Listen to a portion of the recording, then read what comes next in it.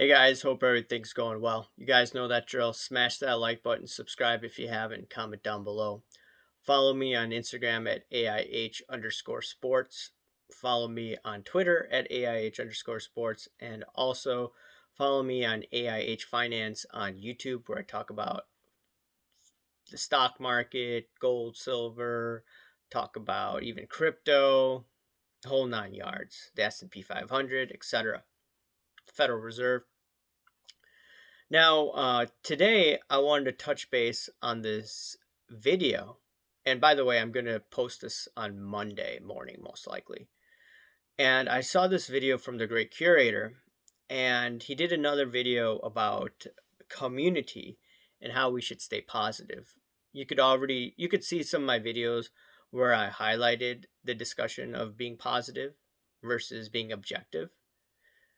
And obviously, I want myself to be objective, and everyone should be objective. Now, in terms of the video, the great curator, I think his name is Dan, he said that everybody should be civil in the community, everybody should hold themselves in high regards and regarding how they behave, etc., etc., etc. Now, one thing missing from his discussion is number one, how people should act. The thing is, there are a lot of shady people in this industry, and a lot of people don't call it out for obvious reasons. It could be because number one, they don't want to deal with the drama. Number two, they can't prove it beyond a shadow of a doubt. Or three, they have so much time and they just don't want to invest in it. I get it. Now, also, the topic of community, it makes me wonder, and I'll tell you why. You have to remember a few things. Karl Marx, before he went bankrupt, he was all about the community. He was all about making, he was all about treating people right, etc., etc., etc. He had charity events, or he sponsored some charity. But at the end of the day, he ran a freaking Ponzi scheme. He screwed over people with $1 million worth of bills, basically. They have to finance their own PSA purchases, or actually, PSA is going to cover the charge. And on top of it, this dude that was talking about community, he's suing PSA. Okay? Let's just put that in mind. Mr. Community wants to go after PSA for something that it's actually his own fault for getting himself into, right? No escrow account. Another person, an F1 enthusiast, in quotes, wants to buy these F1 cards. Yeah, right? Everyone's free to do whatever they want, but then go on Instagram posting all these cards, cheering on the high sales. Okay, that's fine. But then on top of it, go in card shows saying that, hey, I want to make sure people in the community get these sports cards, get these F1 cards. I want to make sure they get it. Is it because you want to sell at a high and you want to screw these guys over? Okay. If you consider that community, I don't know what to tell you. And there's also this conference going on in the next few weeks in Vegas, and one of the topics, they're bringing the same F1 enthusiast in quotes, and they're going to talk about community. So when I see all of this going on, all this talk about community, it's a huge red flag. I remember in grad school for accounting, they're talking about red flags. You should be noticing red flags. Even though I don't do auditing in my profession, I remember this. You should just be aware of these red flags. Keep them in your notes. This is definitely a red flag. I've seen at least two people that are up to hanky panky with this type of community talk. I'm not saying the great curator is involved in any of this hanky panky stuff, but I'm just saying there's people out there that are shady. So what my question for him is, what should we do regards to people that are shady, that, in my opinion, are up to no good and screwing over the little guy? Granted, if my assessment is correct, karma is going to bite them in the rear. So it is what it is. Yeah, one last thing about community.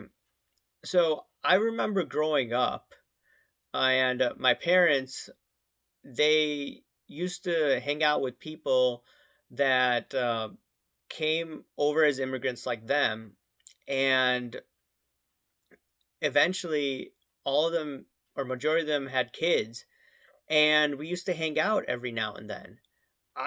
Looked at that as community.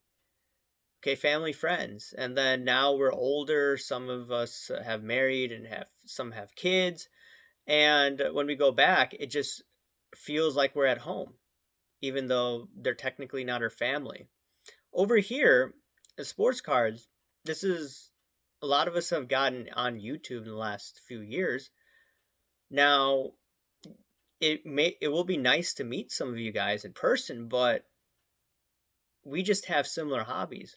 I don't consider you to be part of the same community as I'm in, because in terms of community, I consider it okay, we're hanging out every, few weeks or every month, and you live by me.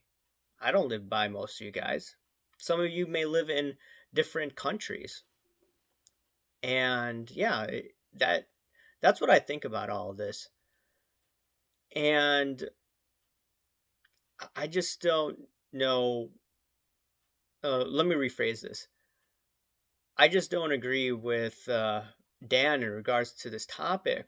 And the other thing that he said was, in regards to, hey, there's too many negative people. If you want your card collection to increase in value, you have to be positive.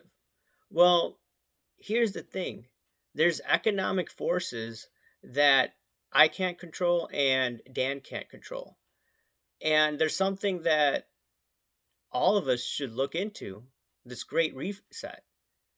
And I was reading this one guy I follow on Twitter, a trader, and he said that the World Economic Forum is predicting economic strike, not strike, but stress, somewhere between 2023 and 2025. And they're the ones talking about the Great Reset. Just look at that. We can be positive all we want, but we cannot control economic forces. And every time there's a downturn in the economy, cards go down. We could be the most optimistic, most positive people, but we got to look at the macro as well. So that's what I look at it. I do want more people to come into the hobby, but the scams need to be called out. The pumpers' behavior need to be called out.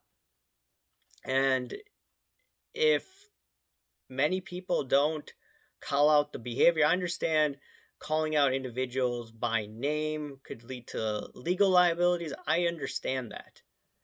But if we're not calling out the behavior, then people are actually, in the long run, going to get mad at the influencers. They will not want to collect, they will not want to invest, and that's terrible for the hobby in the long run. That's why I aim to be as objective as possible. That doesn't mean I'm going to be right. No one's going to be right 100% of the time. It's just to be as honest as you can, to treat not treat others, but just to make sure that people speak the truth. So sometimes in the short run, it may hurt your viewership, but in the long run, people will respect you more. That's all I got to say about that. Anyways, guys, let me know what you think. Smash that like button, subscribe if you haven't, comment down below, guys. Thank you. Bye.